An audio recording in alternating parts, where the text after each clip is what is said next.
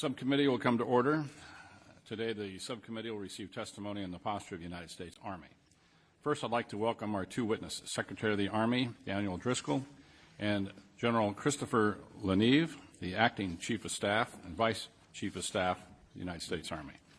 Mr. Secretary, thank you for joining us again. General LaNeve, I note that this is your first appearance before the subcommittee. Welcome, and we look forward to hearing from you. The United States Army remains the preeminent fighting force in the world. Today we face a multitude of threats from across the globe that only grow in complexity and scale. As threats evolve, it's imperative that we prioritize investments that not only contribute to the current readiness, but also provide us with a decisive advantage on any future battlefield. Against this backdrop, the Army's continuous transformation efforts to become a leaner, more lethal force are being tested. Such threats have been no more visible than what we have witnessed as a result of Operation Epic Fury. Our ability to intercept and defeat sophisticated missile threats has been tested by a proliferation of low-cost, one-way attack drones used to overwhelm air and missile defense systems. Unfortunately, we have suffered the threats of not addressing this technology as we continue to mourn 6 U.S. soldiers who were killed last month in Kuwait due to an Iranian drone strike.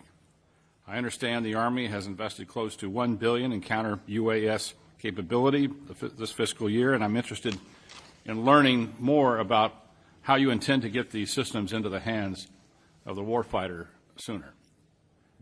Recent conflicts in the Central Command Theater of Operations also underscored the need for low-cost mass munitions. While our most exquisite munitions have proven successful on the battlefield, we must also invest in capability that drive the cost curve down. In order to meet that challenge of an increasingly complex security environment, including future events that may unfold in the Indo-Pacific, we must obtain and sustain the ability to field affordable effectors at volume. The Army has also made significant bets in aviation to maintain relevance in a potential conflict in the Pacific. The biggest request includes over $2 billion to accelerate the fielding of the MV-75 in favor of legacy aircraft programs. I look forward to hearing how the Army plans to achieve this objective, both on time and on budget, to secure greater operational access in the Indo-Pacific theater. Lastly, the ability to rapidly procure and deliver cutting-edge technologies and capabilities depends on a manufacturing base that can scale and flex when called to. The subcommittee has made historic investments to reduce the fragility of our lower-tier suppliers and non-traditional manufacturers responsible for the production of critical components. That inevitable lethality on the battlefield, that will enable lethality on the battlefield. I hope you'll discuss today how your fiscal year 27 budget plans to address this challenge to maximize capability and capacity in the industrial base. With that, I recognize the distinguished ranking member, Ms. McCollum, for her opening remarks. Thank you, Mr. Chair. Thank you for the courtesy you always extend me. General, Mr. Secretary, welcome to the committee, and as the Chair said, we need information and look forward to a fruitful discussion on the Army's fiscal year 2027 budget request. First, I want to express to both of you my condolences for the loss of now 7 soldiers recently in the Middle East.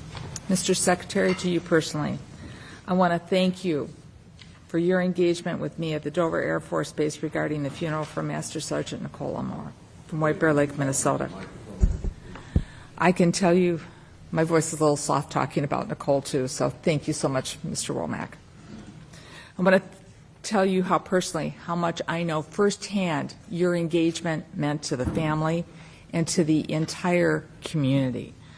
So thank you so very much. It was a very trying time, and you and those that you tasked with it performed in a way that we expect when we leave no one behind. Thank you so much. The subcommittee would also need a status on the 200 soldiers that have been wounded in the conflict. Turning to the budget request. For the second year in a row, this hearing has been held without full details of the Army's request. and that is very disappointing. Even though the budget was dropped on April 3rd, the administration still has not provided to us the justification documents for their request. We need the details when the budget is made public. And that's the only way we can do our job properly to do the oversight that we are tasked with. To be clear, the size of the request for defense spending is shocking. And in the base budget, the Department of Defense requests over $200 billion over last year's enacted levels. When combined with the mandatory funding for defense requests through the reconciliation bill, that's an increase of $400 billion. That's nearly a 44% increase in defense spending over the last year. In essence, we will see the department's request approach $1.6 trillion. This request does not, however, include the cost to cover the president's excursion, which is a war in Iran. Now the president also proposes to cut domestic investments to the non-defense budget by $73 billion, or by 10%. There's even cuts to NASA by 67%, which is striking given how the Artemis mission has captured the attention of Americans, and we will learn much from that mission that will help with our national and economic security. We know that cuts to other appropriation bills will deeply impact our national security, particularly cuts to education, engineering, math, science, cyber, computer programming. They're all cut, and that all is affected to cuts in education. It means that when it comes to our future national security workforce, the President's budget is not doing the justice it needs to have happen for the next generation. When it comes to our future national security workforce, the President's budget will, in my opinion, make our military suffer because it decimates our workforce development that we need all across the board. The previous cuts to the State Department of 30% also affect our mission, and I believe your capability to do your mission as successfully as possible.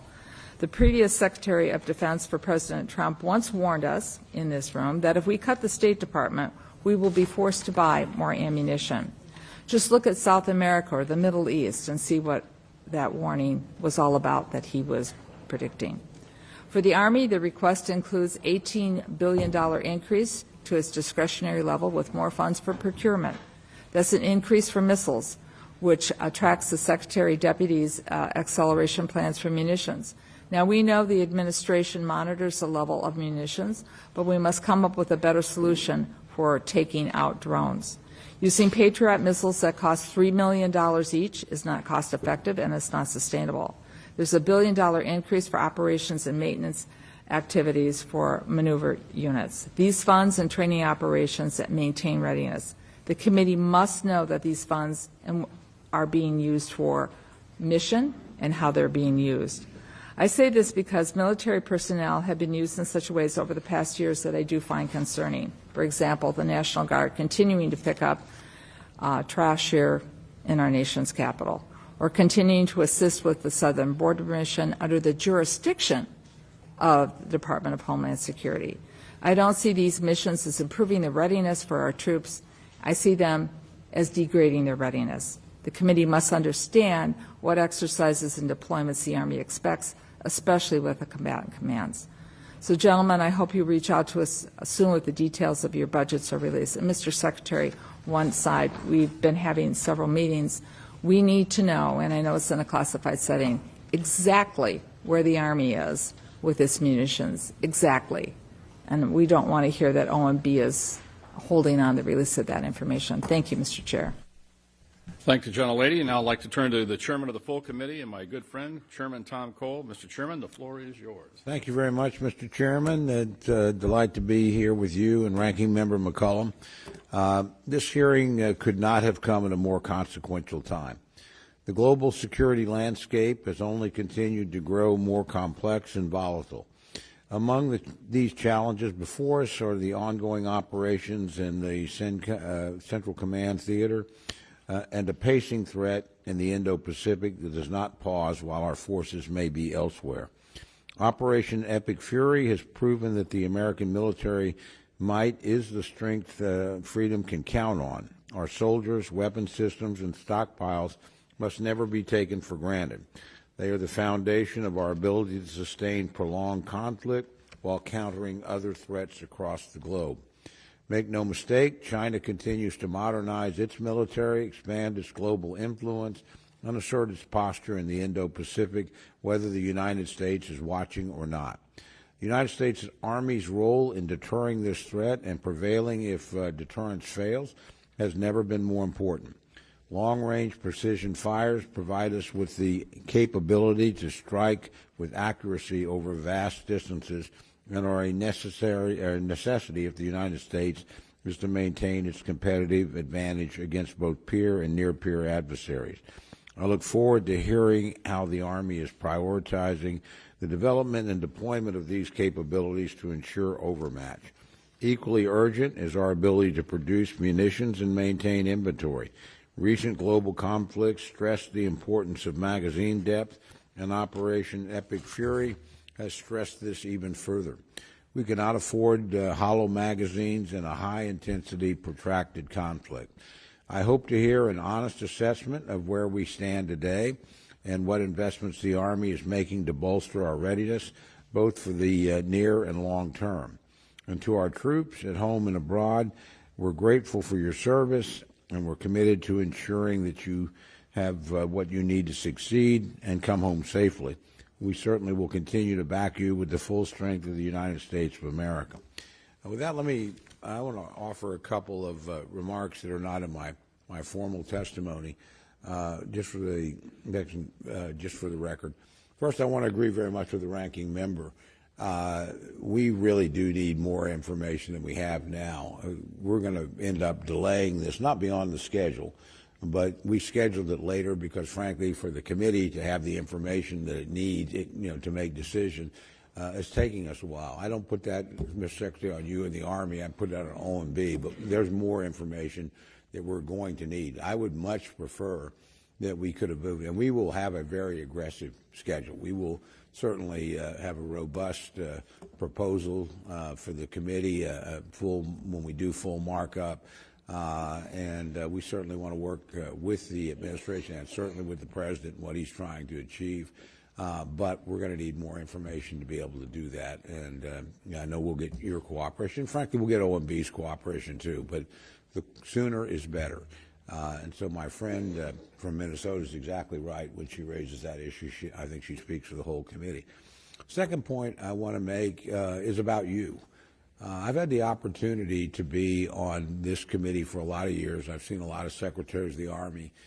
We have, because of Fort Sill and, frankly, in other parts of the state, McAllister Ammunition Depot, a very close association with the Army. I just want to tell you, I think you are doing an outstanding job. You are the right person in the right place at the right time. I appreciate the energy. I appreciate the practical experience in uniform, as well as what you bring from your experience out of uniform.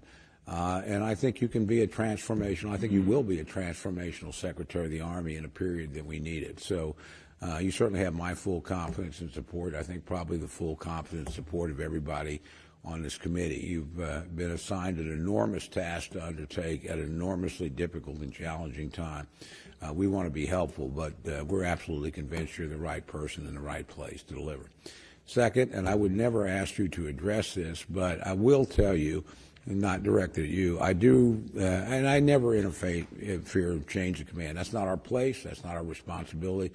I respect the authority of the Commander-in-Chief and the entire chain to do their job. But I'm a huge fan of the last Chief of Staff of the Army. I think General George is a great patriot. I've seen him, talked with him before he was chief, worked with him as chief. I've seen him interact with soldiers, returning soldiers from theater in my district, interact with other officers down at Fort Sill. He is an outstanding general officer, outstanding Chief of Staff. And I just want the record to reflect how much we regret, I personally regret at least, he's no longer in active service. He's a real loss to us, in my opinion. But again, I'm sure the successor will be equally capable. We've had a long train of really fine officers from the Army come, and I have high confidence that the successor will do well. But General George is a real loss, and I think great American, and I just wish him well in whatever his next endeavor is. I wanted that officially on the record, just to reflect, my admiration for a lifetime of service to this country, which I wish had continued somewhat longer. With that, again, I look forward to the testimony, Mr. Chairman, and again, I wish you well in your tenure. You're going to be a great secretary for us. With that, I yield back.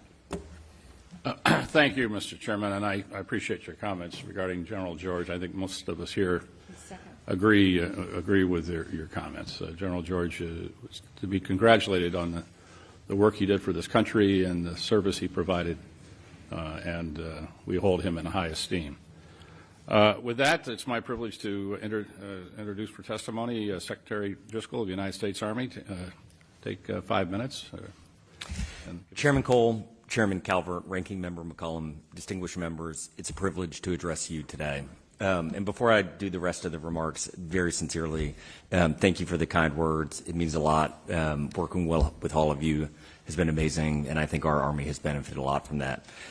I've been the Secretary of the Army for 1 year and 51 days, and I am incredibly proud to represent soldiers and their families. And I'm equally humbled. In February, we honored 3 Medal of Honor recipients. As a prisoner of war, Master Sergeant Edmonds prevented a Nazi officer from executing his soldiers. Sergeant Major Richardson called airstrikes on his own location to save his platoon, and Staff Sergeant Ollis deliberately stepped between a suicide bomber and a wounded comrade to shield him. In one ceremony, we honored valor above and beyond the call of duty, spanning 1945 to 2013, 3 generations of heroes. It shows that courage is in our soldiers' DNA. It is ingrained in over 250 years of service and sacrifice. As all of you know, our soldiers are the very best in the world. They are bold, decisive, and they can solve any problem that faces them. That's why I spent over 130 days on the road across 17 countries and 25 states to hear directly from our soldiers. I saw their barracks, ate with them, put hands on their new and old equipment, and had candid face-to-face discussions with soldiers of every single rank. What I heard was clear. Our soldiers are ready to innovate and win, but bureaucracy and regulations are still holding them back. Getting what soldiers need to win, making the Army budget work for them, is definitionally a bipartisan topic, and I know all of you agree with that. So everything we do in this room, in the Pentagon, in the Capitol building, should support our soldiers. You've supported our Army for decades, and our Army wouldn't be what it is today without all of you. But we all know that the system that should benefit soldiers still remains broken. Soldiers, their quality of life, and their battlefield advantage isn't always the #1 budget and oversight priority. It's a simple fact, and we need your help to continue to change it. We need legislation that secures our right to repair so we can fix our equipment organically, improve readiness, and mitigate contested logistics. We need relief from laws enacted before World War II that limit how we manage dining and services on our installations. They simply degrade quality of life and waste resources. And we need more budget flexibility. Thank you so much for last year's progress, but we must go further so we can adapt quickly to threats and transform faster than our adversaries. We all know that technological change is accelerating exponentially, and thus warfare is evolving constantly. Speed, innovation, and adaptability are more important than ever now. And your help to either lower barriers to innovation or stick to the decades-long status quo makes all the difference. I invite every single one of you to continue to do what you already do and engage with our Army and see the changes we're making firsthand. We are partnering with private industry to bring the best tech, talent, and tradecraft to the Army. We are bringing private capital to our bases to unlock dormant resources and offset the delays and constraints built into our federal budget process.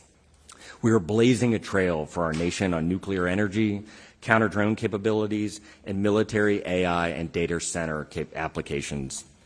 Despite regulatory constraints, we're delivering better soldier quality of life through campus-style dining, barracks Wi-Fi, and 3D-printed barracks material construction. Even though it can seem like the deck is stacked against us sometimes, and we exert colossal efforts to overcome some of these barriers, the United States Army is a beacon of transformation. Imagine what we can do if we weren't bound by the red tape. We can do more if you help us find the right balance between regulation and oversight and flexibility and speed. We can take our budget further if you help us tap into America's entrepreneurial spirit and unlock our soldiers' true potential. We can move faster if you help us shed the dead weight of obsolete equipment and invest in modern capabilities that propel us into the future. And with your help, we can ensure that our Army remains the dominant land fighting force for the next 250 years. Thank you so much for having us, and I look forward to answering your questions. Thank you, Mr. Secretary. General LaNeve, please take 5 minutes for your opening remarks. Chairman Cole, Chairman Calvert, Ranking Member McCollum, thank you for the opportunity to appear before this subcommittee today. Everything I do as the Vice Chief of Staff of the Army begins and ends with one question. Does this make our soldiers more lethal and ready to fight and win when called upon? Today, over 212,000 soldiers are deployed or forward postured across 160 countries, securing our interests in the Western Hemisphere, deterring aggression in the Indo-Pacific, and responding to threats worldwide. In the Middle East, our soldiers continue to defend U.S. forces and partners, sustaining layered air and missile defense systems and maintaining our long-range strike capabilities. Army sustainment forces are postured across the theater, moving fuel, munitions, and medical support, while command posts continue to integrate joint fires and intelligence to respond to any threat. Operations overseas are sustained by the command structure and ready forces we maintain at home. We consolidated Army North and South in the Western Hemisphere Command to create a single unified headquarters responsible for homeland defense. And in the Indo-Pacific, the Army maintains 91,000 troops and committed $1.3 billion to the Pacific Deterrence Initiative. And commanding in Korea showed me that years of combined training and shared risk with regional partners creates relationships that cannot be forged in crisis. We're building readiness for the future fight at our combat training centers, and having commanded the ops group at JRTC, I know the value of our CTCs. It's where we train our soldiers in complex environment in the mud to test how well they'll be able to fix complex problems against an adversary. We cannot field modern kit while sustaining aging systems that consume time, money, and manpower. Divesting legacy platforms reduces the maintenance demand that falls hardest on our junior soldiers. This is why we restructured our acquisition process to close the distance between soldiers' feedback and program decisions from years to months. And you'll see this reflected in the capabilities that we're accelerating. Next generation command and control fundamentally changes the speed of decision making, connecting sensors, shooters, and commanders, closing the gap between information and action at every echelon across all of our systems.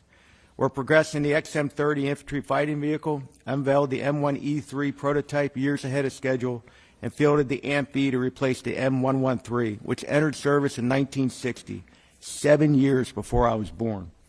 In Army Aviation, we're on track to deliver a prototype of the MV-75 Cheyenne by FY27, increasing the speed, range, and survivability required for future operations. But none of this matters if we can't produce and sustain at scale. That's why we continue to modernize our OIB, expanding industry partnerships through enhanced use leases and advanced manufacturing. Industrial capacity is important, but the strength of our Army is only as strong as our ability to retain experienced soldiers. And whether the force we're building reflects the standards that we claim to uphold.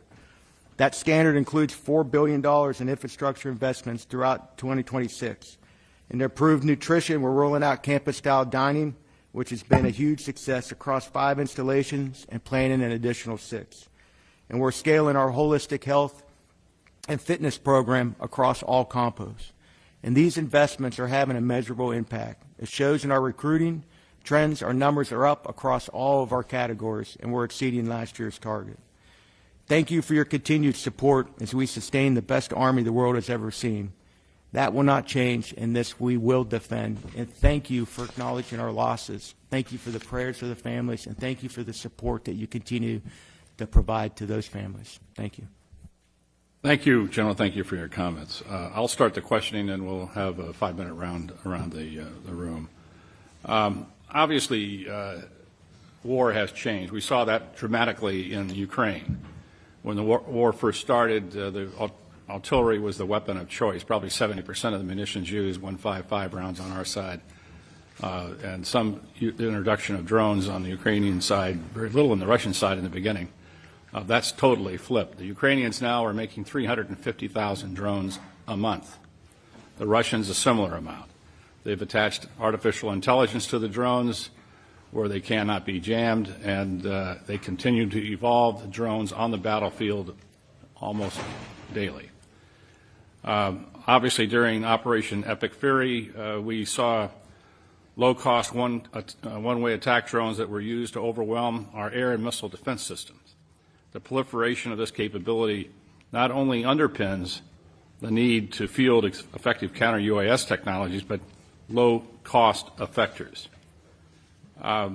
General, given the urgency of these threats, how is the Army ensuring that the most capable counter-UAS technology are rapidly fielding to soldiers?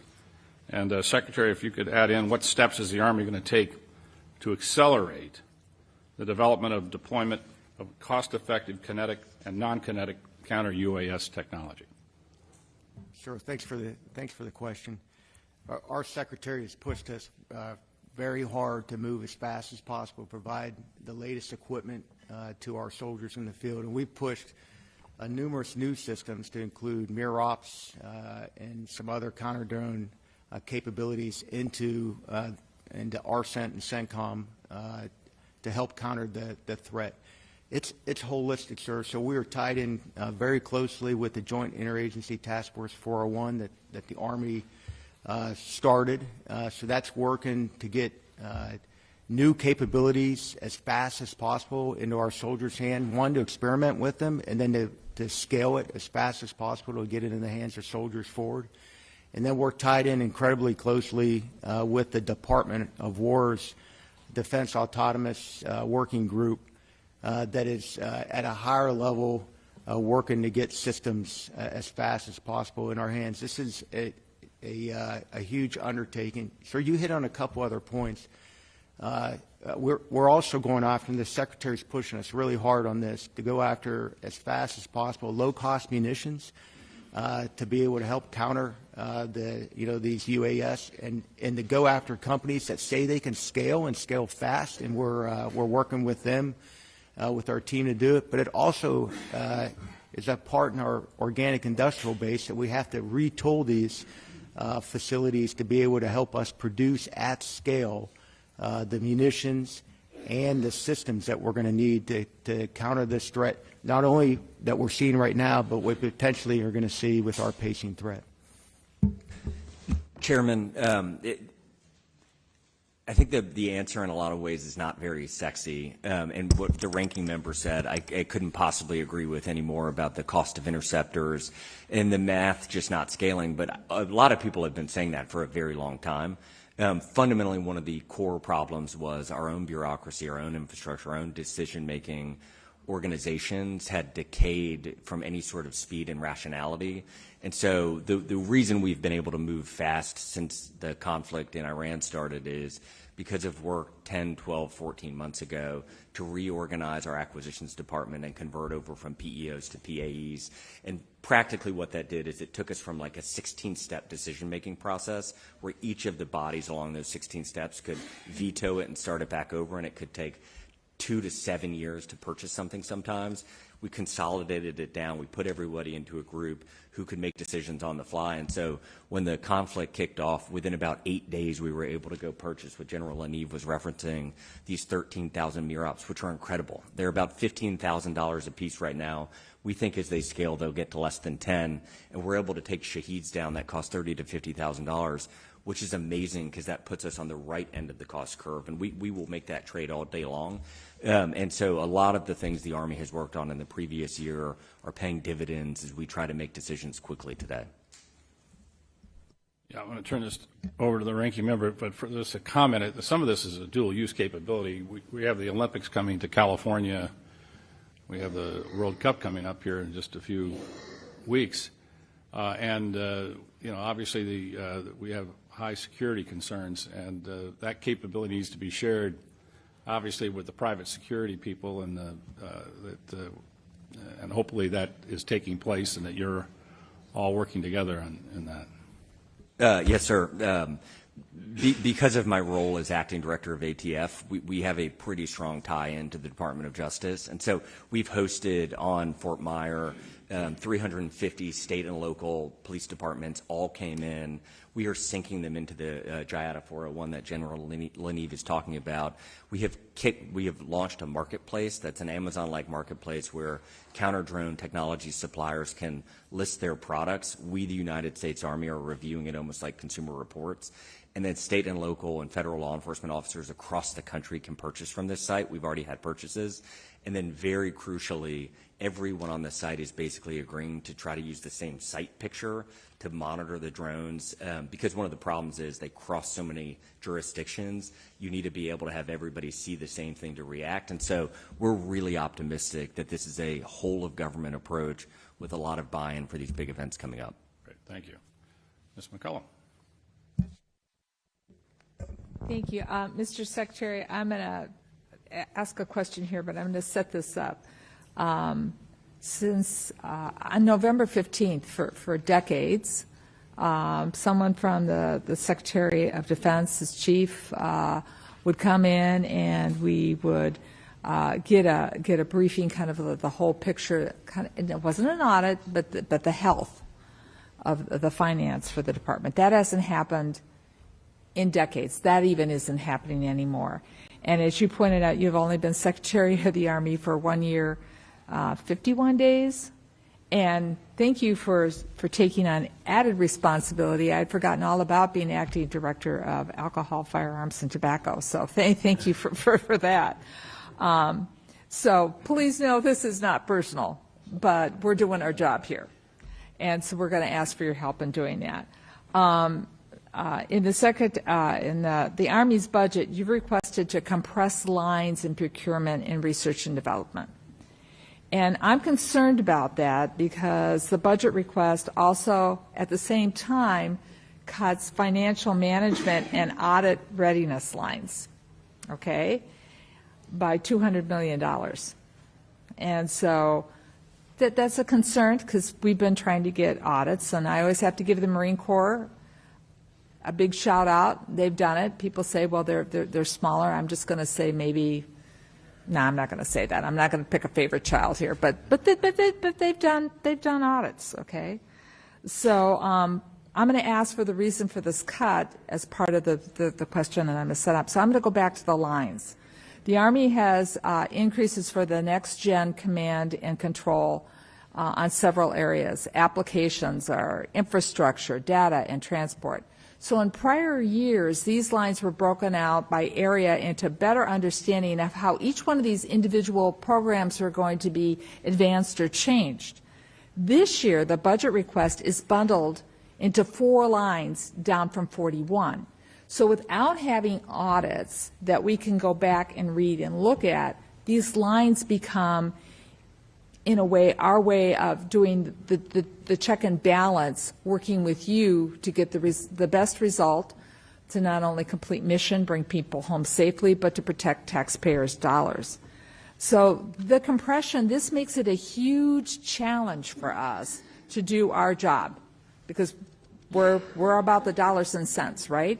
So the other side of this, and I'm going to just say this loud and clear, I don't believe this is your intention, but it has an unintended consequence when you compress these activities to make it easier for the Army then to move funds without keeping Congress involved. So we might have a discussion about what you're going to do, but without the lines, we don't have the accountability for both of us on what you're going to do. So I know that these upgrades are necessary to maintain the effective and secure communications for the Army. But how are you going to work with us, especially not just the Congress, but the folks who are in charge of the dollars and cents on this to make sure missions accomplished, taxpayers are protected? How we are going to know how these funds are going to be executed and keep track of them. So, you know, we need to have a discussion about how we're going to get back to old school on this, unless you're going to tell me that the audit's on track and we're going to get one next year. Mr. Secretary. Ranking Member, this is a question I would have answered completely differently last year. The nuance of the reply has been a painful lesson to learn as Secretary of the Army over the last year. We, the Army, over decades have created a bad reinforcing cycle where we've asked you to trust us. We have spent a lot of money in a way that didn't defend taxpayers' right for their dollar to be spent as safely as possible. We have had failed programs with not enough oversight, and we had failed the budget the entire time, which has naturally, I think, inclined all of you to say, okay, well, we need more specificity in the budget. We're going to go from what I understand to be 20 line items as of like the 80s, and now I think we're over 1,200 line items. And I think it's a very natural reaction to that. The problem has been it reinforces some of the worst traits of our purchasing system, because in each of those line items we get very narrowly locked into buying things, and particularly when it's tech related around data or moving information, we are purchasing things that are generally outdated by the day we purchase them, and then we have a very hard time adapting to the speed of the innovation cycle. And so the reason we are here, the United States Army has got to own a lot of responsibility for not doing an effective enough job being good custodians of dollars and providing transparency for your constitutionally mandated role. I think, are we going to pass the audit next year? If you had asked me 4 months ago, I would have said unequivocally no. The Army had been working with a provider whose materiality threshold was very low, meaning they saw materiality in everything. And what that practically meant for the Army is we had to do things like have depreciation schedules for every piece of equipment, or many pieces of equipment that are just impractical for an organization of our size with equipment all over the world. We have since created a new plan. We have pulled up from the Army doing its own audit. We are doing a Pentagon-level audit now, which gives me hope that it is possible that it could be done next year. I don't know what I would put the odds are, but I think we have a much stronger chance next year to provide the clarity that has been legislated to us than in previous years to the purpose of the consolidation. And I can appreciate the caution for us wanting to blend the lines. The purpose from our perspective for something like Next Gen C2 is the speed of innovation requires us to shift dollars between back-end systems like what Cisco offers to actually be the piping and the plumbing to get our information somewhere to a data pool to then have AI help us process it and get it back out to the warfighter. All of that is, I mean, we can look at any newspaper and see what's going on with OpenAI or Anthropic these days. The speed of these innovations doesn't allow us to stay as predetermined in where the dollar will go. And so what I'm hopeful to do with the committee is find a mechanism where you feel like you have the transparency you need. And I think the best way to do it is to show you the Vantage dashboard that we've built, which basically gives us a lot more visibility into where the dollars are going and give your teams access so that they can run their own reports and they can hold us accountable to doing what we all have agreed those dollars should do without specifically requiring so many line items. Well, I might agree with some of what you've said, but this needs to be a two-way conversation. Without the audit, if this is how we used to audit, then a conversation has to take place with our clerks and with us on what we need to see. I hear loud and clear that you know what you would like to do, and I might not disagree with all of it. I might not disagree with much of it. But we have ways in which we use those lines that you're probably not cognizant of. And so I think rather than just hand it to this committee, and I'll include the Senate in it too, the Senate committee, and just say, hey, this is how we're going to do it from now on when we don't have an audit, is not, it sets both of us up for friction and possible failure for what we both want to accomplish. I hope that makes sense to you. The other thing you mentioned about the audit, there were parameters and things that were supposed to happen within the audit. So I would like to see kind of what I'd like to see if they line up and match, or if you've changed things. And if things needed to be changed from the way the audit was first requested, then here again, I think Congress has to be included in that discussion, because we were the ones who wrote the rules for the audit. You see where I'm getting at? Yes, ma'am. So I look forward to working with you on that. Thank you, and we'll Mr. follow Chair. up, ma'am. Thank you, Ranking Member. Thank you. The full committee chairman, Mr. Cole. Thank you very much, Mr. Chairman. Mr. Secretary and General, I invite you to comment on this as well after the Secretary's remarks, if it's appropriate and you choose to. Last few years, the Army's requested less than the minimum production rate of 36 platforms or sets for the Paladin program, kind of risking the production line stoppages, workforce layoffs. The fiscal year 2027 requests 0 out of Paladin procurement, despite having only awarded 518 of the original acquisition objectives of 689 sets. And I guess what I'm trying to figure out, and perhaps you can enlighten me on, is, number one, is this because of budget constraints, or are we moving on from the platform? Is it a decision to make a change there? Or, again, we don't know what might or might not be in the $350 billion request that's coming later down the road. Is that something that would be put in there? I'm just trying to figure out where we're headed on the program and whether the objective is to get rid of it or deploy it or do it in some different way. Sure. I'm going to go first real fast. So, sir, I was a private on a Paladin a long time ago. So the system's a great system, but we need to move to a lighter system. When you look at what it takes to get a Paladin someplace, and you get what it takes to get HIMARS, and how the capabilities of that weapon system compared to the Paladin, there's no comparison. So if we're looking forward to our pacing threat, we need to move to systems that weigh a lot less, so we can get it where it needs to be in a time of need. Okay. And to specifically answer your question, Chairman, we are looking at a mobile tactical cannon, which can emplace, I think it's 40 seconds versus 15 minutes, which matters a lot with the drone threat. If you look at the flood in Ukraine on either side, it's just really hard to move out and get fires ready to go. And then, you have to do it incredibly quickly. The Paladin's just incapable of it at speed. And so while we think the Paladin will be in our lives for a while because we want to be good custodians of the assets the American taxpayer has given us, we think that new purchases to balance that platform out should be something different. Believe me, Mr. Secretary, we've been looking for a new gun for a long, long time, and we've had gone through multiple iterations. So I'm just trying to get a feel for what the plan is and what we're looking towards. So that's a helpful response. Given that, how does this hold in procurement, and I think you've answered part of this, align with the Army's stated priority of long-range precision fires? You haven't abandoned, obviously, that. You're just looking for a new way forward or a new instrument? Yes, sir. And if you look at the Koreans have a very good version with Hanwha. There are a lot of solutions that other nations have used, and we as an Army have got to capture a lot of that new innovation and fires. And so, but this will be part of a balanced portfolio of fires.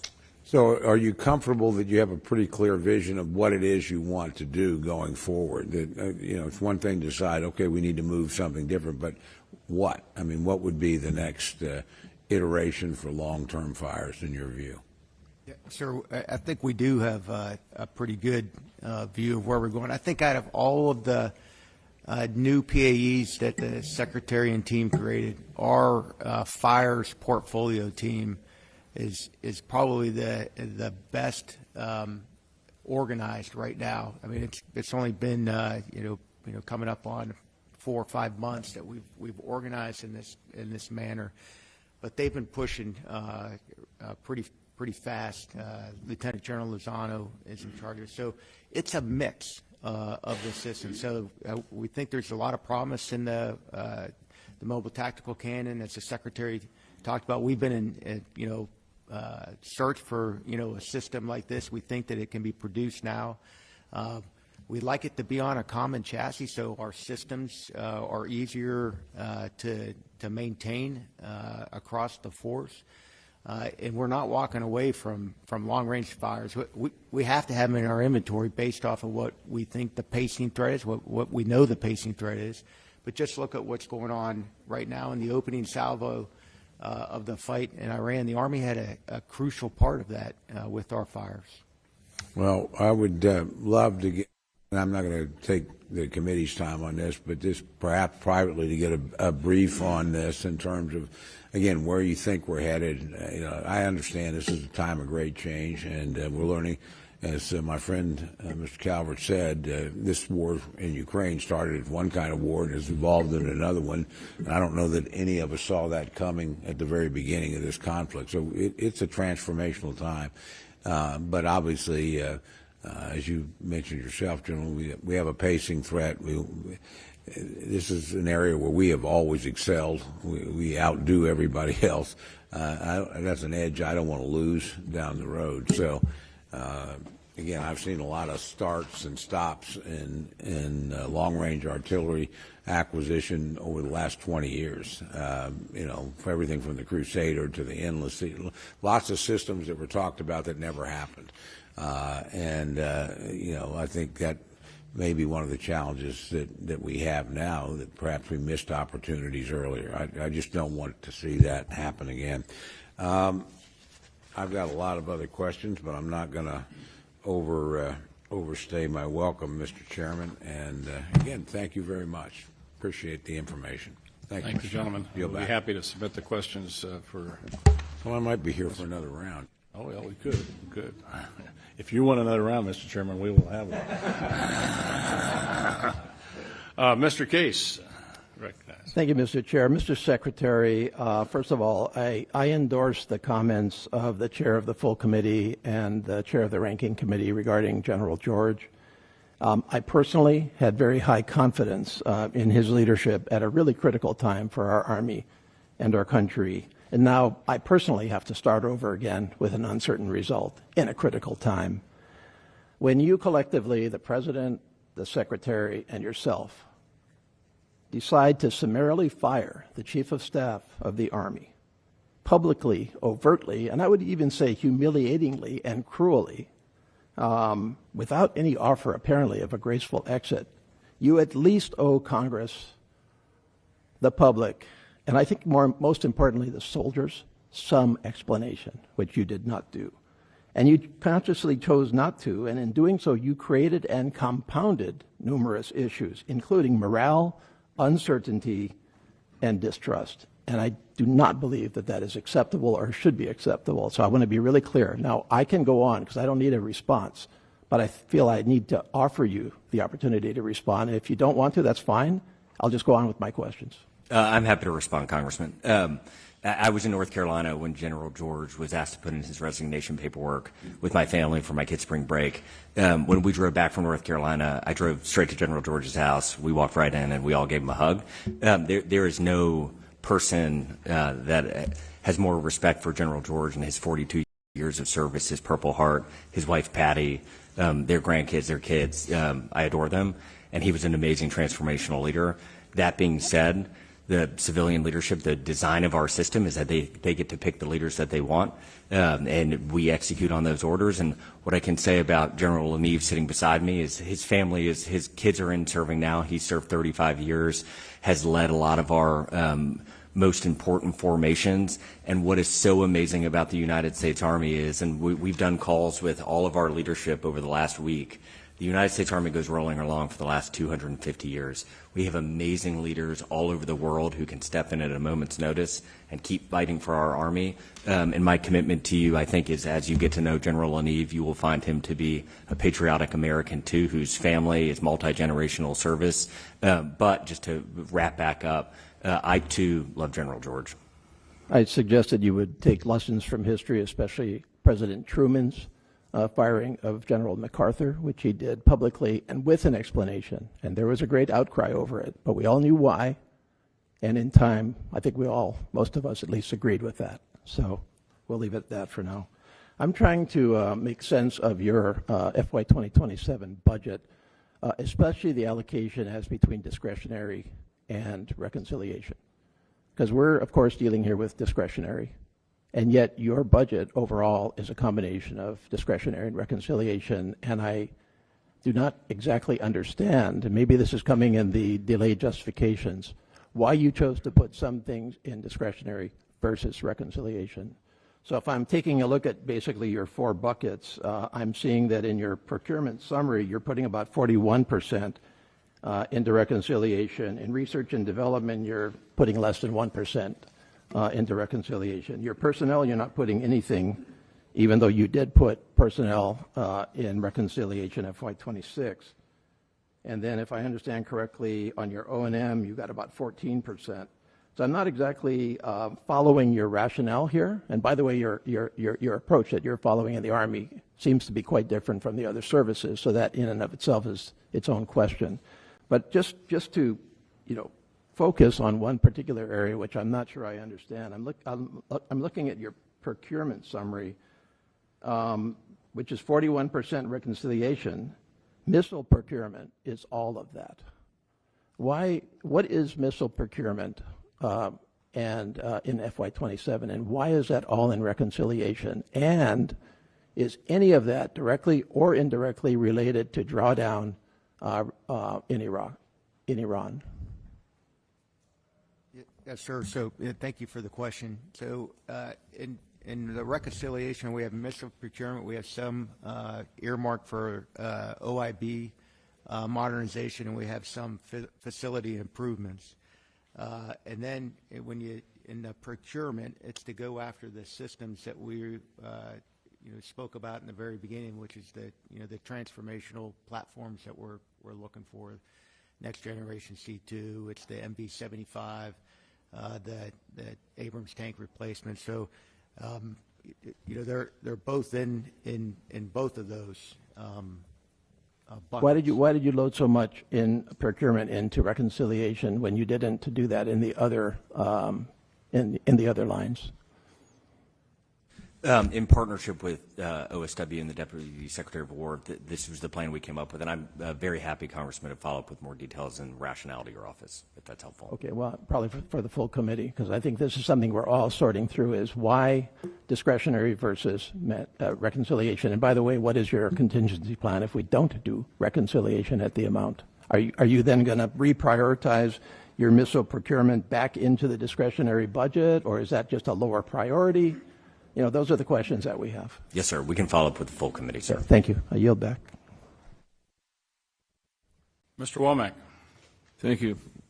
Thank you, Mr. Chairman, for the time, and thanks to the gentlemen for their service to our country. I will, at the outset, associate myself with the remarks of Chairman Cole, both as it concerns the work of our Secretary of the Army, Mr. Driscoll.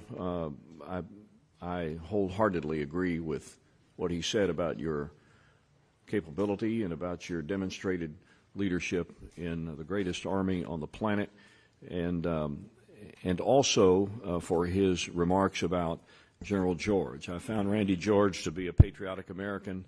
I won't go through all of his background, but a distinguished representative of our Army, and I too regret the fact under the conditions that he left the service, and I think that our country will regret that circumstance. That's another story. Secretary Driscoll, we understand the Army's need to innovate and produce to ensure that we never fight a fair fight, that we're ready to dominate at a moment's notice. That's what we do as an Army. We also understand it can be difficult to update or modernize doctrine to keep up with the innovation that we've spoken a lot about today. Sometimes they don't move at the same speed. So my question is, what mechanisms exist or should exist to update doctrine and force design fast enough to incorporate these systems? Because without the marriage of these two, speed, and that's been a constant theme in your remarks today, if we don't accomplish speed in the doctrinal aspect, then the innovation sometimes can be slow to the table. Can you help us? Yes, sir. One of the things we did with the Army Transformation Initiative was consolidating down how we train and where we purchase into one command. And that may seem slightly esoteric or just bureaucratic speak for nothingness, but it is actually very substantive because both those groups used to exist in a silo. Despite best attempts, when you have two different command structures, they move out on their own. And what we have learned from Ukraine in particular is The software and the TTPs for drones is updating weekly or bi-weekly, and you have got to be able to adjust and adapt. And so that is one core fundamental step we made to how we actually think about these things. And then another thing that we're doing is we have SAG-U, who's been working with Ukraine since the very beginning. They are sending out weekly newsletters and updates about what the Ukrainians are doing to adjust and adapt. We are partnering with allies like the British and the Israelis to get their lessons too. And we know, Congressman, that it's exactly what you were saying.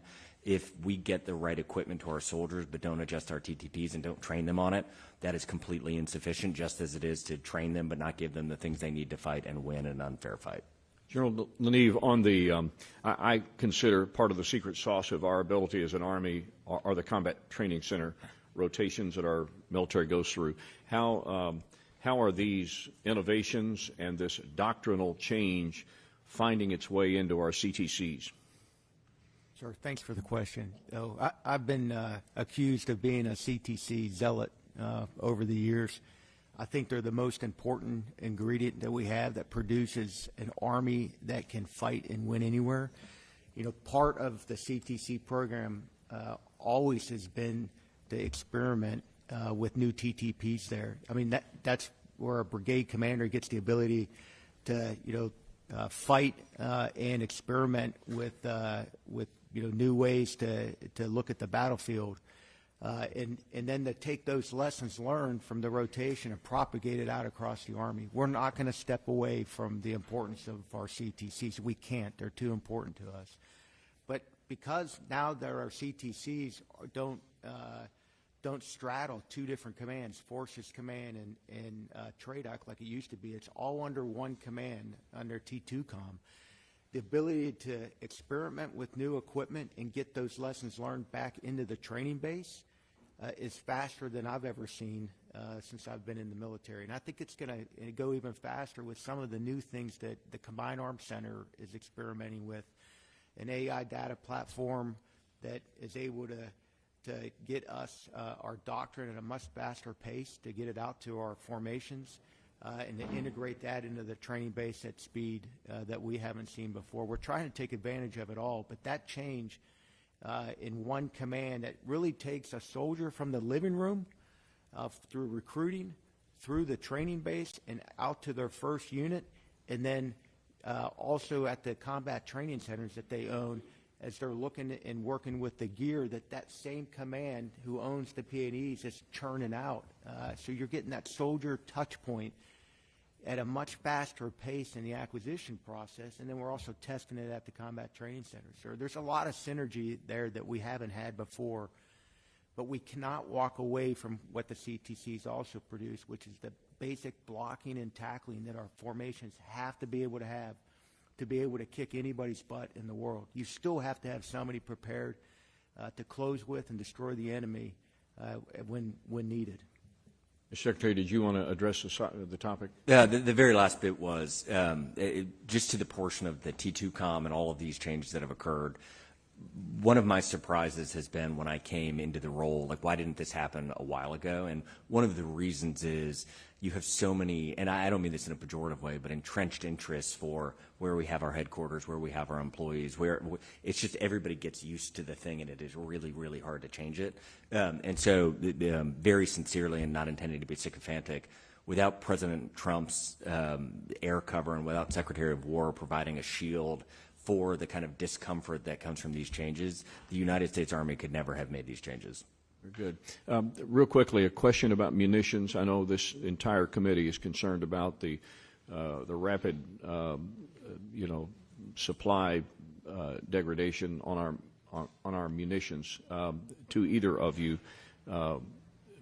is this a true risk to our country if we don't resupply ourselves, if we don't engage the defense industrial base to produce the type of munitions that are going to be required in the next fight, wherever that is?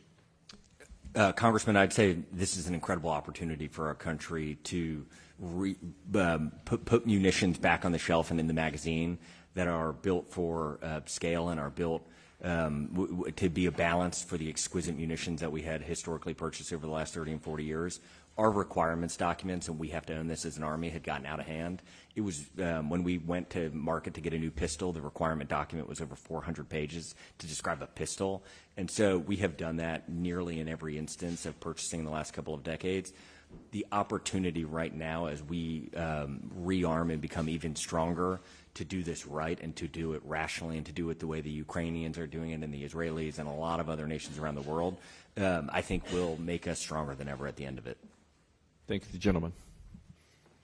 Thank you. It's my pleasure to recognize the ranking member of the full committee, Mr. Lauro. Thank you very, very much, Mr. Chairman, and to the ranking member and the chair of the full committee, and to my colleagues. It's a day of hearings, so I appreciate the opportunity to be able to ask some questions and to listen to the answer. I have to start with saying I think it was maybe 2 days. I had the opportunity to meet with General George, and it was a great meeting. So I was really very upset and disturbed at how summarily he was dismissed, and that I just think that was really handled very, very poorly with a man of that rank and knowledge. The other person as well is I'm still trying to figure out why the head of the Army chaplains was let go as well. I mean, that just seems, I don't know what the reasoning is, and I can't fathom what the reasoning is in letting someone who had, by all accounts, has done a very, very good, capable job in that piece. So, but thank you all for being here. Mr. Secretary, from preliminary documents that we have received, funding for Army aviation in 2027 drops from about $4.1 billion to $1.9 billion. That $2 billion cut. That includes reduction to the Chinooks, Apaches, where there's no longer a line, the Blackhawks, while funding for the future FLRAA it increases significantly, the MV-75. At the same time, the President's National Security Strategy, that document which I have here and which I've read, states that, quote, the American national power depends on a strong industrial sector capable of meeting both peacetime and wartime production demands, end quote. So I'm concerned that cutting these programs so sharply weakens that industrial base, including the workforce and suppliers that support Army aviation. The decisions have real consequences. Reductions to the Chinook program affect approximately 13,000 jobs across 320 suppliers in 39 states, with an estimated $848 million economic impact. The decision to fund only one Black Hawk in 2027 may affect 240 suppliers across 41 states, and Sikorsky programs alone support more than 55,000 jobs nationwide. At the same time, the reductions are occurring before the future long-range assault aircraft, FLRAA, has even reached a flyable prototype. And again, I had this conversation with General George. There's conflicting views as to the timeline. And it was talked about the end of December to looking at the end of the decade, 2029 or 2030, before we're really online. So for me, it raises a concern about the potential gap in capability for both the active Army and for the reserve components. So how does this, quote, cut everything approach align with the administration's stated priority of sustaining and strengthening the defense industrial base? I think so, but I'll ask the question, do you understand the difficulty of reopening lines that close? And what steps are being taken to ensure that we do not lose critical production capacity that may be needed to surge in the future? And did the Army consult with the industry before making these decisions? If so, who and when? I will open, Ranking Member, and then hand it to my colleague, General LaNeve. To the employees of Sikorsky and all of the suppliers for the Black Hawk, that has been one of our best platforms we have had as an Army. As much as I want to, I love there isn't anything better than Sikorsky and Blackhawks. But I think this is a bigger, wider issue of the industrial base in this area of Army aviation at large. So I want to talk about the whole spectrum here. When you talk about Chinook, there's no longer an Apache line, Lakotas may be used for some other purpose, but I think it's potentially a very serious issue. So yes, ma'am. We are. This is similar to how we're thinking about fires and how we're thinking about ground vehicles and how we're thinking about the counter drone and drone. We think we need a portfolio of solutions, and we are over-indexed right now on a solution that is a little bit, it's cheaper, and so we have a lot of them. They will be in our, Blackhawks will be in our lives, as will Chinooks, and as will Apaches for a very long time. But the FLORA investment is necessary because if you look at the Indo-Pacific, the distances we have to go and the speed with which we have to move, our current platforms are just not sufficient in and of themselves. And so as part of the portfolio of solutions, we need to, as a country, we believe, over-invest in Florida to get it online as quickly as possible and then have it as part of a constellation of options that we have for different theaters. Yes, ma'am, if I could add, and thank you for the question.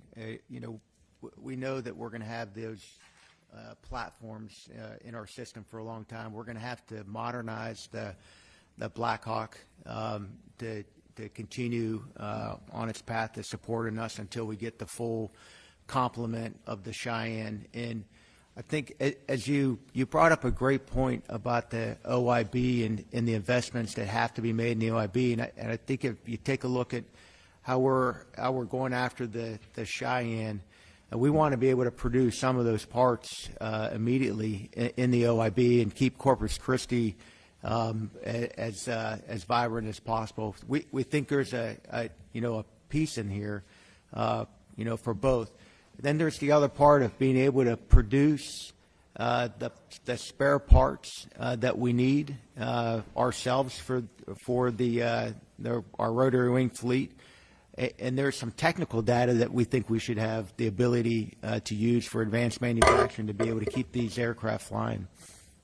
If I can just say, I think there's $100 million in the budget for every year for the modernization of the Black Hawk and the integration of that with what you're doing. But look, I understand the Cadillac of helicopters, which is what the now named Cheyenne is. But there is a need for these other efforts, and that leads to a question of what happens. I mean, we're dealing with the active component, but what happens with the National Guard? I might add, the 13 service people who have been killed in the Iran conflict here, 9 were reservists. So we are looking at how are we providing the best to the Guard while we're moving. And again, there needs to be some accuracy in terms of when, if we don't have a flyable prototype, 18 months from now, and then before it comes online, we're talking a number of years. And that's if there's no problems at all. I'm just trying to point out, I think there is a real serious issue here with regard to this gap. And that is in terms of a national security strategy document that talks about a strong industrial sector capable of meeting both peacetime and wartime production demands. I think we are falling short in that effort, and love to, my time is more than up, but I want to say I'd like to continue that conversation, and I think we ought to continue that conversation about what we are losing in this process. Thank you very much. Thank you, Mr. Chairman. Thank you, Gentlelady. Mr. Carter. Thank you, Mr. Chairman. My voice is a little better today. It'll be a little better tomorrow, too. But right now, it sounds pretty terrible. First off, thank you for coming to visit Fort Hood. It was a treat having you there. I was very impressed with your knowledge and your enthusiasm. It impressed me a lot. You're welcome to come any other time, and next time we'll put you up at the Driscoll Hotel in Austin, okay? Last year's defense appropriations bill, Congress invested in developing a ruggedized, fuel-flexible power system designed for contested logistics, contained environments. Our soldiers need energy, reliable and efficient systems that support their survivability, operational flexibility, and ensure their mission success. How is the Army evaluating the operational benefits of these fuel-agnostic, low-signature power systems, particularly their ability to operate across diverse and ungraded fuel sources? What steps are being taken to accelerate their fielding to reduce logistical risk and strengthen energy resilience in the Indo-Pacific and other contested environments? Sir, thanks for the question. We're looking at the wide range. We're not stepping away from any power source that's out there that will meet this need. You hit on a key component for how we're going to have to organize ourselves and to be able to fight in the Pacific. So when you look at our new vehicles that we're going after, the ISV and then the heavy ISV, there's a power generation capability that we've asked for in each one of these platforms, so we can run C2 nodes. We can provide power at the edge that we know that we're going to need in the future battlefield. Power is one of those elements that is continually the demand for it based off of our new technology continues to grow. So we have to have power generation in our platforms that we're going after, and you'll be able to see that across the systems that we're asking for. And Judge, it was awesome getting to spend time with you and see the campus-style dining. And we look forward, if anybody wants to learn more about that, to tell you about what we're doing for Army's food services. But energy is a massive, I think we're seeing this play out domestically with AI data centers. It's kind of the news of the day. But modern warfare requires an immense amount of energy that has to get pushed forward to very difficult, congested places in the world. And we are actively working on it. Batteries, we're investing a lot in what can hold the energy. Small nuclear reactors is something the Army's been tasked with on behalf of the federal government and the Pentagon to get on an Army base by 2028. And what we're cautiously optimistic is the learnings from that will be able to be pushed forward to the Indo-Pacific and to places like Guam that just have inconsistent power supplies. Well, it's very important. I watched a railgun operate at UT, and it is very impressive, but it takes a huge amount of power. And right now, I think only the Navy is carrying that much power to make that gun work, but it is awesome. The big one will knock out 3 square blocks with no powder. It doesn't explode. Centrifugal force just destroys everything. It's pretty amazing. If I got time for another question, okay. Secretary Driscoll, when you were last appeared before this committee, you highlighted how we can't afford to expend multi-million-dollar interceptors against low-cost unmanned aerial systems, and that's what we're talking about. Across this country, there are people that are working on this, but to be specific, in my district, there's a company that has developed an autonomous weapon system called the Bulldog that has demonstrated real promise in countering low-cost, fast-moving drone threats. These efforts reflect a kind of innovation our industrial base needs, and this is young entrepreneurs that have come up with a solution. Are you familiar with this?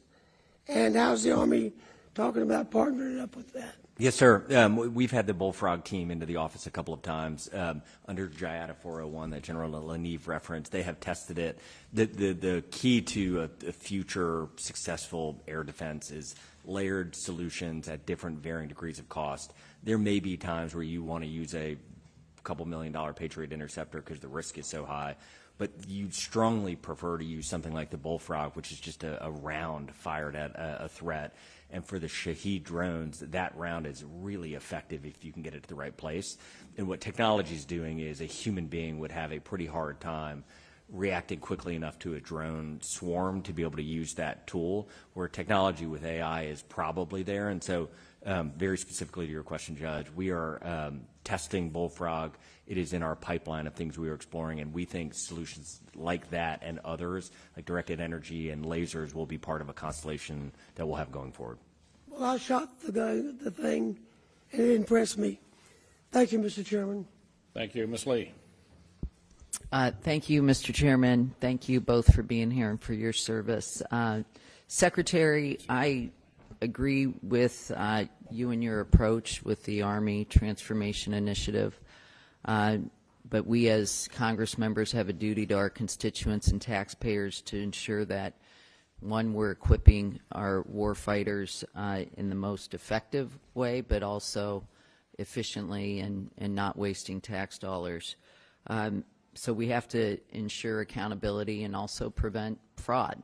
So I associate myself with the ranking member's comments about auditing, but there's obviously a balance between moving into innovation and acquisition and diversifying our base, but also ensuring that we can meet wartime production demands in a sustainable way.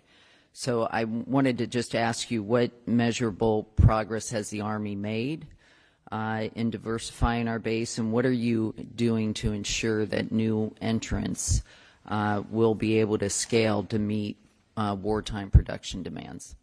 Congresswoman, to the audit question, you deserve transparency, and your voters demand you to hold us accountable.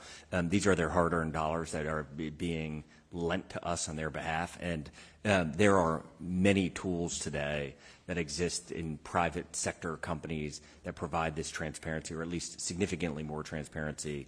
And we as an Army have underinvested in those historically because we have been focused in, I think, my opinion, on some of the wrong ways to provide transparency. And so I am very optimistic that this year you will start to see massive improvements in how we can answer your team's questions very quickly on where the dollars are going and are we using them how you intended us to. For the getting new entrants into the broader defense industrial base, it is again, this is one of the lessons that I've learned in the year. It is a more complicated, nuanced problem than I had assumed. I think I was the one on record within my first couple of months saying I would count it as a success if one of the defense primes went out of business in the first 2 years and the remainder were stronger. And what I have since learned is the defense primes, the same unvirtuous cycle I was describing with the ranking member, the defense primes have just had to be built to survive those. And so they have had to survive our regulatory difficulties. They've had to have big balance sheets to be able to survive the CRs where we can't actually spend. The average Secretary of the Army, I believe, is only in the seat for 23 months. And so my signal for demand is not sufficient for most companies to invest behind it. And so the defense primes have basically taken advantage of regulatory arbitrage and big balance sheets to survive and thrive for a while. And so how do we overcome that? I think the way we overcome that is through things like FUSE that we started this year, which is $750 million from the Army that we already had in our budget that we reallocated to investing in small and medium businesses around the country, and actually, for the good ones, making sure that we, the Army, can buy amounts that allow them to employ more workers, to go out to the markets and raise if they need to, and grow into medium and large businesses to balance out who we purchase from. It is our first attempt, along with some other things like collapsing down how we make our purchasing decisions, that we hope improve it, but it is a space where we still need to grow a lot. Great. Hey, man, can I jump in? Because one of the things that, one of the directions the Secretary has pushed us in, our acquisition team, I think is actually doing a really good job of this. I mean, a small company might come and say, hey, here's what we can do for this price point. And, you know, your first reaction would be like, yeah, we want 100,000 of those immediately. We dig through it to see if they can even scale. If they can't scale, we're moving on. If there's not a promise, not a promise from them, but, you know, a promise that we can see across the line that they will be able to scale and scale fast and get the price point down, then we go pretty hard in with them to see where they can go. But there's been a couple of companies that have come up and said, hey, this is what we can do. And you look on the backside, and there's no promise. And we've moved away from that because he's enabled us to be able to do this at a much faster pace.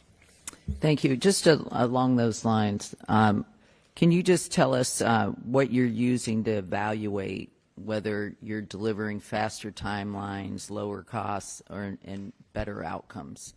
What are the metrics or how are you measuring that? So our new PAE structure, the best descriptor of it, I think, to me is it's these new acquisition teams that model how like a Tesla or a more modern company would do things, which is the equivalent of having your manufacturers and your engineers and your accountants all co-located to solve through these problems and to be able to bring in new entrants to the idea of measuring specifically. Right now we are coming up with new toolkits to try to do that. It is hard across different verticals to see who is succeeding and who is failing. And one of the reasons the problem perpetuated and existed for 30 and 40 years is measurement is hard. And so it is hard for you to be able to say, hey, you are on pace with what you told me, because there's all sorts of externalities that can make it so it's just difficult to measure and judge. But what we have done for these new 6 PAEs is we've asked them to come up with their own scorecard. We are going to compare the scorecards across the different 6, see which ones are working, and then scale that scorecard across all 6. And then the very last thing I'll say is one of the PAEs, if anybody's ever read the book Scrum, which is about kind of modern software development, we actually have one of the PAEs using that model of development, which is what most Silicon Valley companies, or many of them, would have been using in the last 30 years, which is totally new and different for the Pentagon. And we're going to measure their outcomes against the other 5 to see if that type of model can work in the Pentagon. Great. Thank you. Great, thank you. Mr. Elsie. Thank you, Mr. Chairman. Thank you both for being here. You're double-headed now, and the mission is large, especially in a time of war. And as we look at a $1.5 trillion budget, that's a demand signal from the administration that we should be on a wartime footing. I think we need to talk about that a little bit more, but as we look at the world as it is, if it were 1938, FDR, even 3 years before we got involved in World War II, recognized the need of a growing threat across the world and said we need to start building the arsenal of democracy. And we're calling it the arsenal of freedom now, and so we must understand that that's going to cost more to prevent the war, but win it if asked to fight. I appreciate what you said, Mr. Secretary, about housing and food and improved barracks across the force, and that's Judge's love language right there, is that we need to be doing more faster. As we went to Lithuania a year ago, they have the capability of building a beautiful new barracks in 6 months, and for us it takes years and years, long after the mold has already taken effect. And so I appreciate you wanting to do that, as well as the food and the raises that we're asking for. To echo Judge, the Bullfrog's got a tremendous capability, and I'm glad that it's becoming apparent. With respect to the MV-75 Cheyenne, great name. The tribes were very honored by that. What we've entered into in aviation as a helicopter pilot and a jet pilot myself is a new threshold, a new envelope of flight that is absolutely necessary. The MV-22 has proven itself time and again, and the MV-75 likewise will do the same. It's twice as fast. It travels almost 3 times as far with twice the altitude. The survivability of both those in that aircraft and those might be on the ground that it's going to go rescue, it's imperative that this thing gets funded, and yes, it's going to cost a little more. What I would ask about is, and General George was on board with this as well, is I read from General Gill, the PAE for maneuver, said if I was king and I had all the money in the world and all the engineers and there were no limits, we'd probably be able to do it in a matter of months. I would argue take out the engineers and you can do it in a couple of months. Get rid of the minions. We've got this problem in the Navy. Get rid of them in the Army. This thing stopped flying in 2021. So basically what we stopped flying in 2021, you could get it flying again, and that's the MV-75. So I'd like to hear from you guys what you think about the MV-75 and its development and getting it fielded as fast as possible. Sir, I think you're spot on. And I think this system is going to be, for us, revolutionary. The distance alone that this is going to be able to provide us is what we need for the fight in the Pacific. And we're going to be able to put a lot of capabilities on this, too. There's been a lot of questions about medevac. You know, how are we walking away from medevac? We're not. I mean, but there's a capability, you know, almost like a sled that can come in and out that we're looking at. So we are taking a lot of lessons learned from the MV-22 development. So it's not like we're starting from scratch. We've been working closely with our Marine Corps our brothers and sisters to move this as fast as possible. The other thing I would like to throw out is we're not waiting for that first aircraft to come. We're training in it right now in our simulators. So when we get the aircraft, we can be sprinting with this as fast as possible. And if I'd like to go back to it, sure. You talked about barracks and how fast other people can do it. We really need everybody's help on MILCON reform. I mean, it costs 68% more to build a set of barracks that you can do in the outside sector a heck of a lot cheaper. 68% more. Because of all the bureaucracy and red tape that's involved in that. And we would welcome to work with you all on reform. Congressman, I don't want to take all your time. You want me to? I'm very excited to reply. All right. So Cheyenne, we do calls. So the long 10 in the pole is the software. Because I had the same feeling, and I was actually horrified when I found out the prototype flew in, or whatever they use a different word for prototype, flew in 2021. Like we've all wanted it, and this is an example of just a broken system not getting us there. But GE Aerospace has been working hard on it. We do a call, or I do a call nearly every month with the CEO of Textron Bell and GE, talking through how can we possibly go any faster. I believe we are at the front edge of speed until you can start to use generative like AI created code, and the FAA and others are willing to accept that risk.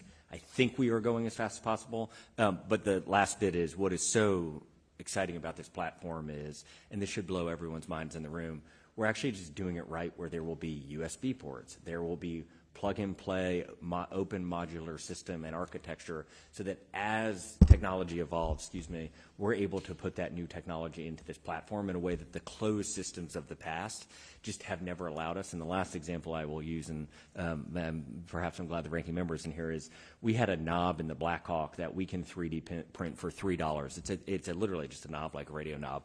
And so we can 3D print it for $3. We have had to replace that knob 4 times a month for the last 20 years, and because they will not sell us the knob, we have had to pay $40,000 to replace the entire piece of equipment. And so what we are doing with the Cheyenne is we are requiring and demanding, and we have all of the intellectual property rights. So this will never happen again. We will 3D print the knob, and the helicopter will get back in the air. Thank you. Thank you. My time's expired. Thank you, gentlemen. Mr. Aguilar. Thank you, Mr. Chairman. Mr. Secretary, you're cited in recent articles about the appointment of Major General Antoinette Gant for command of the Military District of Washington, and the striking of 4 names from the one-star promotion list that drew suspicions of racial and gender discrimination. The same promotion list was in the news about a month prior in what was seen as personal retribution from the administration against a particular individual, Colonel Dave Butler. Can you elaborate on why the 4 individuals were removed from the promotion list?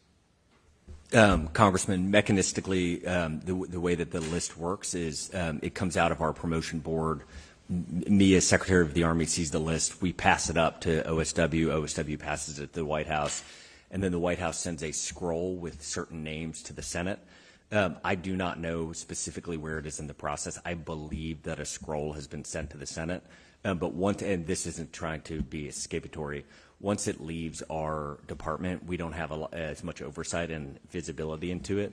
And so that is what I know to be true. What criteria, as you assemble the list, is within your control before you send it on, what criteria do you use for someone who's going to be promoted to a 1-star? General, or Mr. Secretary, either one. I'm happy. So, Congressman, I give the guidance to the board, who looks at the number of colonels that are available for promotion. That the promotion from colonel to one-star general is an incredibly difficult process. I think only 4% get through. I give the guidance to the board. Soldiers meet, soldiers make their decisions, and out comes a list from that soldier-led promotion process. That comes to me to review to ensure the process was done correctly, which it was. I pass forward the list.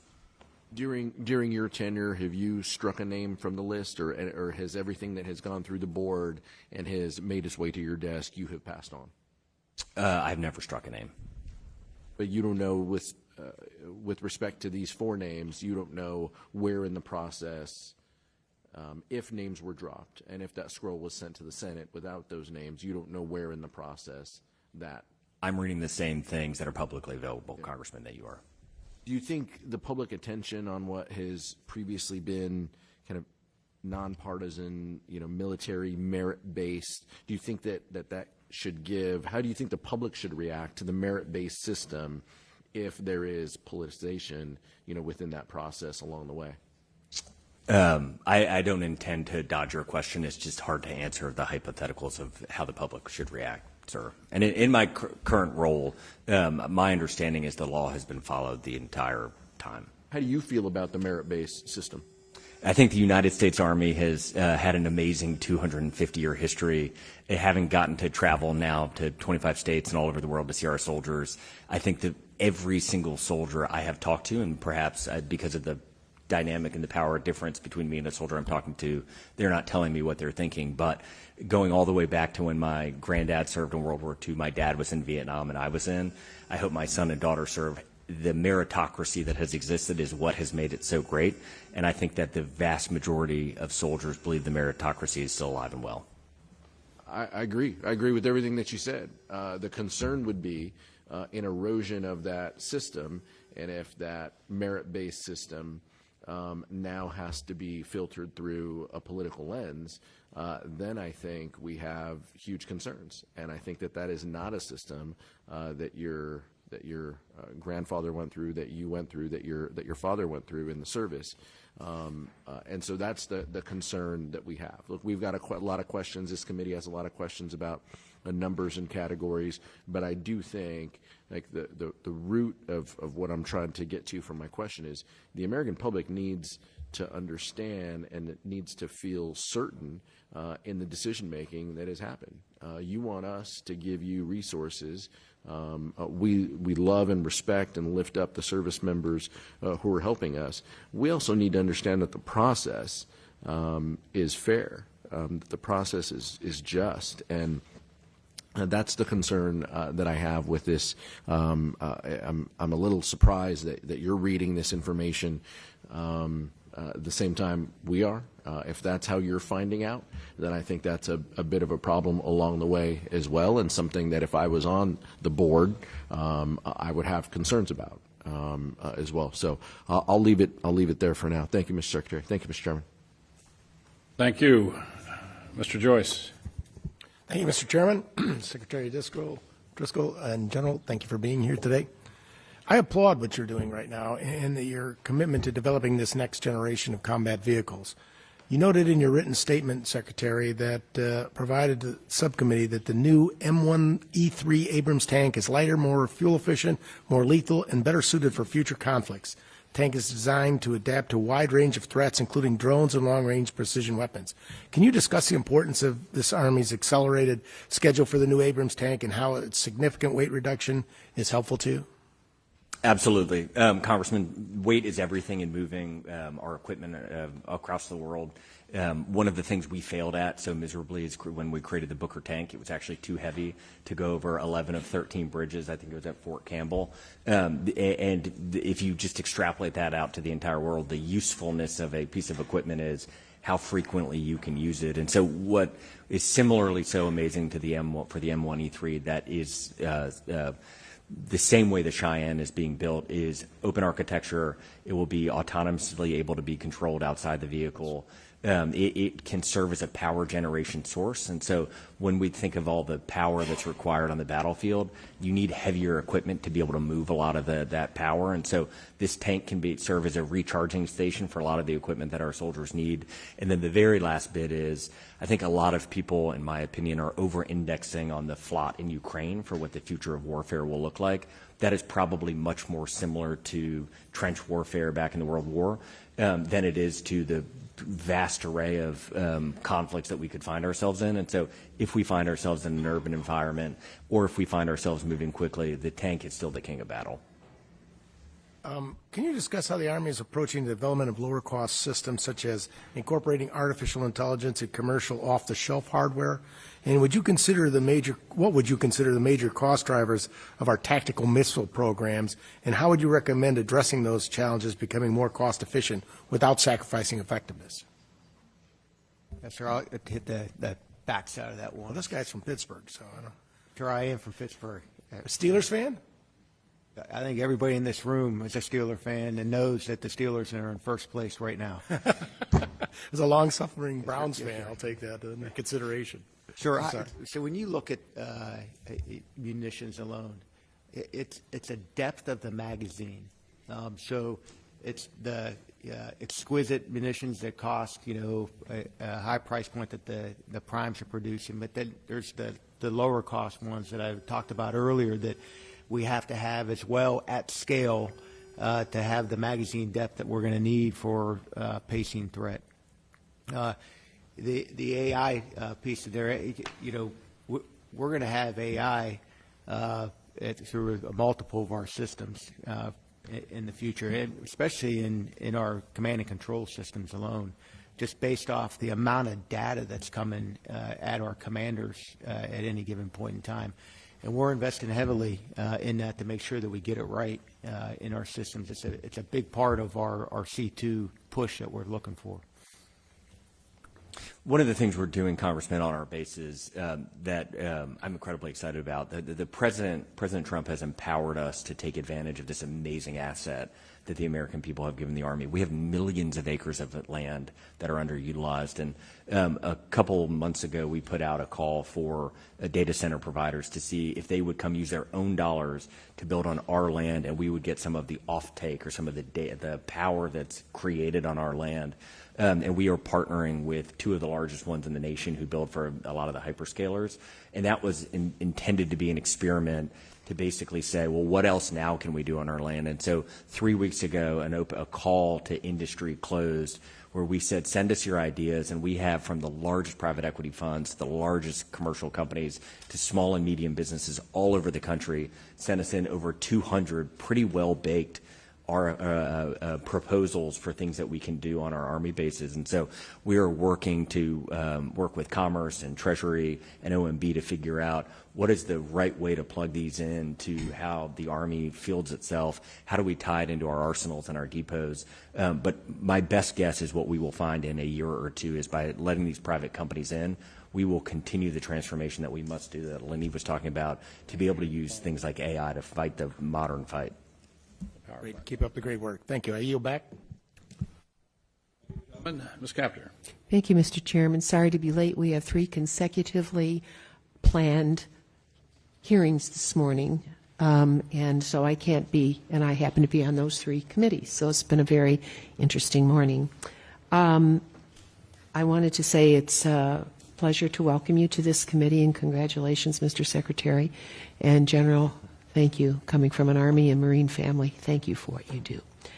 My first question is, based on everything you know at this point, does the Trump administration view Russia as an ally, as an adversary, or is it undecided? Mr. Secretary, have you been in on meetings? How do you answer my question? Congresswoman, adversary. Adversary. So I wanted to ask, Ukraine was hit by horrific Russian strikes last night, and that's become normal. But there were sanctions placed on Russia, that the Trump administration then lifted. But then I don't know what's going to happen. It's like we're in free fall. But that earned Russia about $10 billion, which allows them to continue the war in Ukraine. It will prolong the war in Ukraine. I don't really understand what this administration is doing relative to our historic relationships with people who actually believe in liberty. But Putin always seems to be let off the hook. So I don't know what can be done. Do you expect those sanctions to be reimposed? And if so, for how long? I was told they may have just been put on again. That this on and off, I mean, what happened? What happened inside the administration? Congresswoman, under my Title X authorities, I can't speak to the sanctions, but I can speak to the United States Army has stood by and stood with the Ukrainians from the very first day of the war. I've been to Kyiv. I've spent a lot of time with a lot of the Ukrainian leadership. They have fundamentally altered how humans engage in conflict. They have done an absolutely amazing job of innovating, and I am publicly on record saying we are learning a lot from them, and we are changing to a lot of the lessons that they have taught us. And so I cannot answer your specific question, but I can say we, the United States Army, have stood with Ukraine from the beginning.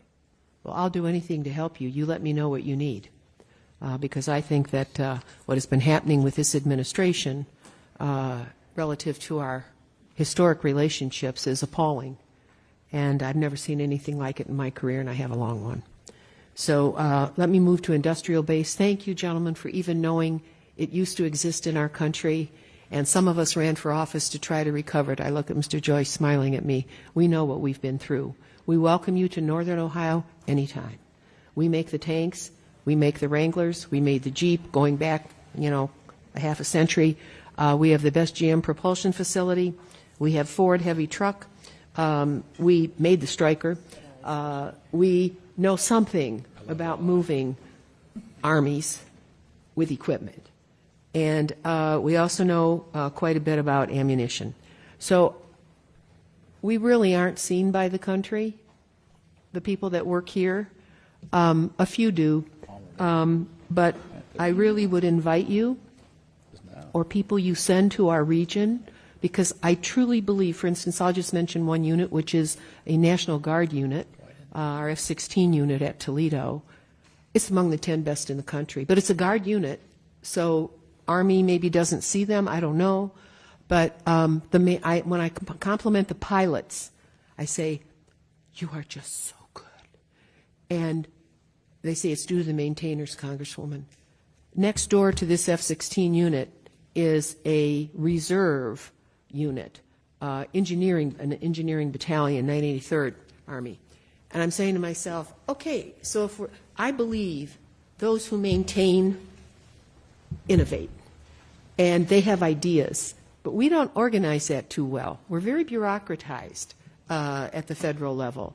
But I'm just urging you to think about places where you have exceptional people near where industry, what remains of it, exists. And both David and I represent Cleveland Cliffs. That's just one steel company. We didn't have that. I mean, that was missing. We didn't have steel as a country. We lost Gary, Indiana. It's now Cleveland Cliffs is there too, but we're just rebuilding. So I don't think we're properly structured to put together some of these assets that we have. We have Warren Tank Command up in Michigan. But I just think we need to think harder about those inventive minds of people who operate this equipment. I was on a Stryker when I was in Kuwait, but when we got into Iraq, it was obvious that the turret was going up and down, and I'm not an engineer, but I got that fixed.